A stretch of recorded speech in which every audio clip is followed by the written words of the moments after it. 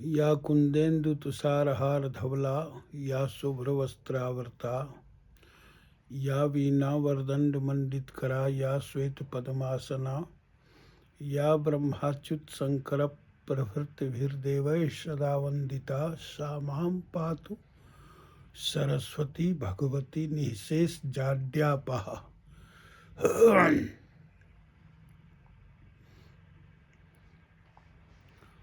साहित्य संगीत कला विहीन साक्षात पशुपुच्छ विषानहीन।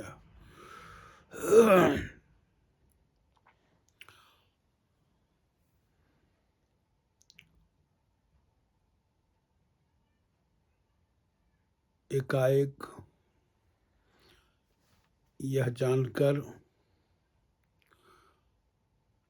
संसार दृष्टि से सांसारिक भाव में अनायास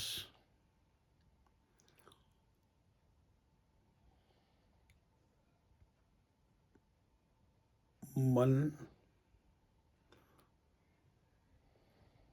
विषाद सागर में डूब गया।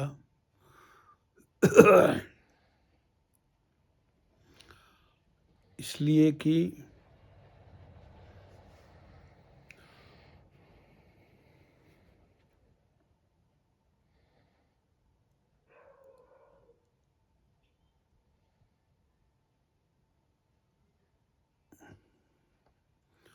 ईश्वर के द्वारा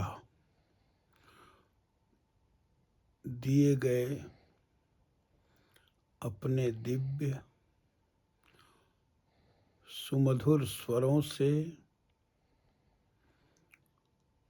समस्त जग को विविध भावों से युक्त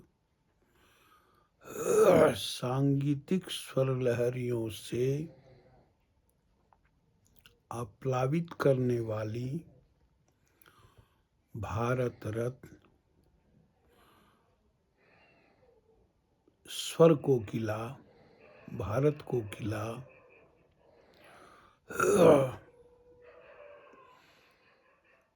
परमाभिवंद्या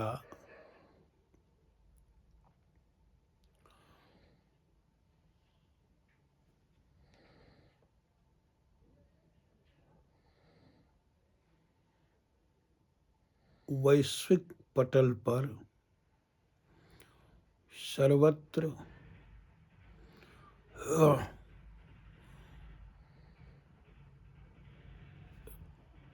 स्वस्वर साधना से विख्यात लता दीदी अब संसार में नहीं रही। वस्तुतः यह संसार तो मुसाफिर खाना है, इसमें सबका आना जाना लगा हुआ है।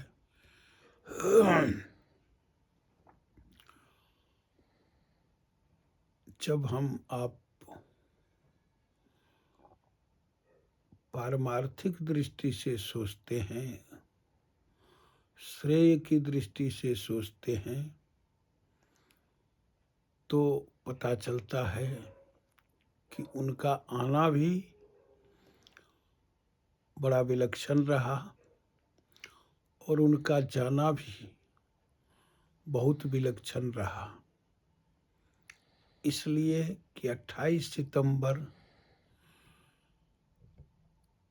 1929 को उनका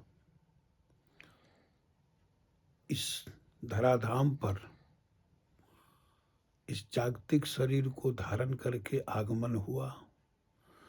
वह तिथि आश्विन कृष्ण पक्ष की इंदिरा एकादशी पड़ती है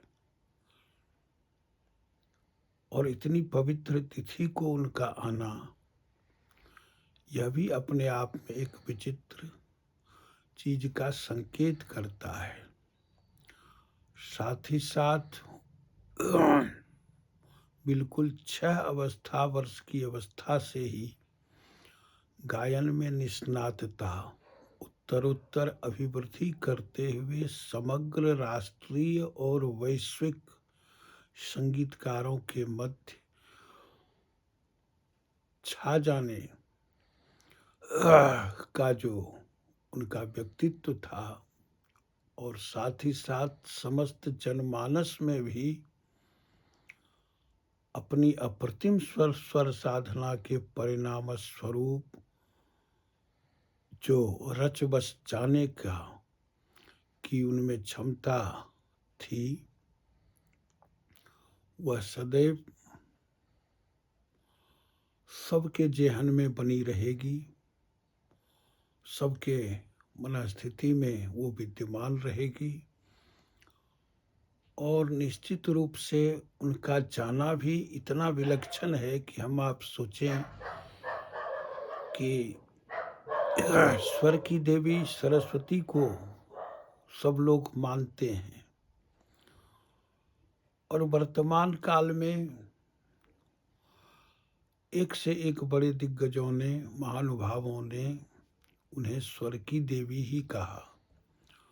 लगता था साक्षात सरस्वती स्वरूपा हैं, और उनके स्वर में लगता था कि साक्षात वाग्वादिनी, वीणावादिनी स्वयं वीणा का वादन करते हुए उनके स्वर को वो झंकृत करती रहती थी। स्वयं साक्षात लगता था कि सरस्वती झंकृत करती रहती हैं।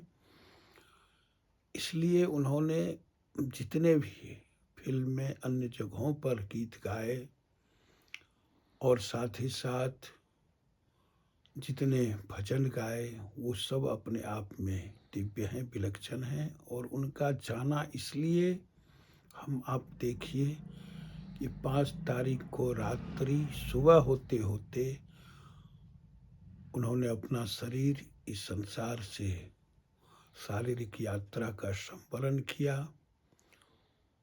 यह कितना सुंदर तिथि है बसंत पंचमी का, और साथ ही साथ इस पावन तिथि में उनका जाना ये भी अपने आप में अत्यंत महत्वपूर्ण है। इससे पता चलता है कि स्वर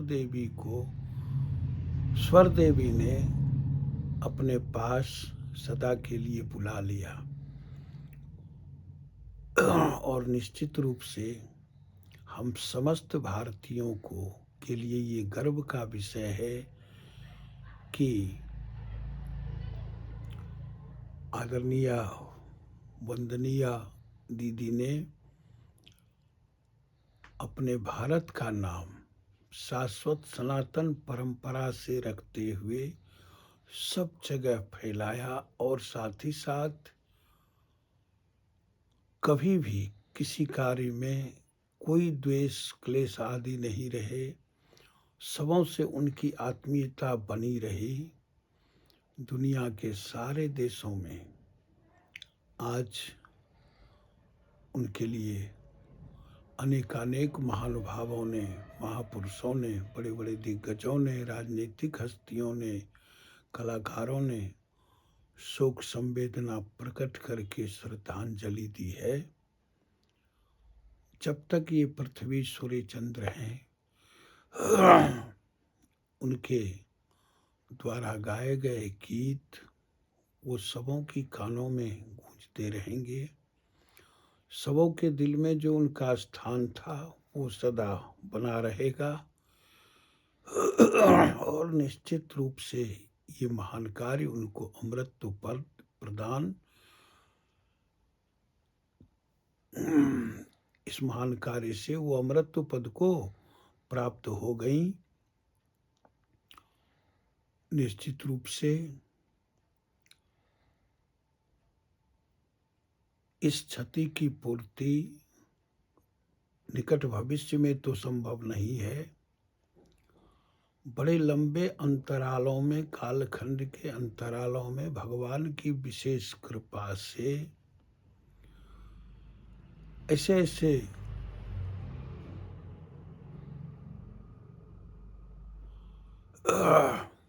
महामहिषी का, महापुरुषों का आगमन इस पृथ्वी पर होते रहता है। और लंबे कालखंडों में और कुछ भगवान उनके द्वारा ऐसा विशिष्ट कार्य करा देते कि वो स्मृतियाँ निरंतर बनी रहती हैं। सचमुच उनके प्रति भावांजलि के जितने भी शब्द प्रकट किए जाएँ, वो छोटे हो जाएँगे, रह जाएँगे। और इतनी वैक्रम में रहते हुए भी, इतने उम्र को प्राप्त करने के बाद भी जो उनकी साधना थी कि ईश्वर, ईश्वर, यह स्वर जो है यही ईश्वर है, उन्होंने ये प्राप्त कर लिया था। और उसके माध्यम से जब वो गाती थी तो लगता था कि उस समय ईश्वर ही स्वर रूप में झंकृत हो रहे हैं, ऐसा भाव। और जिसके कारण से उनके गाए गए अनेक गीतों भजनों को सुनकर भी आज भी मनुष्य स्तब्ध हो जाते हैं, अत्यंत मुग्ध हो जाते हैं। हम उनके प्रति समस्त अपने आत्मीजनों की ओर से बार बार अंतरंग नमन निवेदित करते हुए भाव कुसुमांजलि, भावात्मक श्रद्धांजलि निवेदित करते हैं और उनकी आत्मा की परम शांति के लिए परमात्मा से प्रार्थना करते हैं। ओम शांति शांति।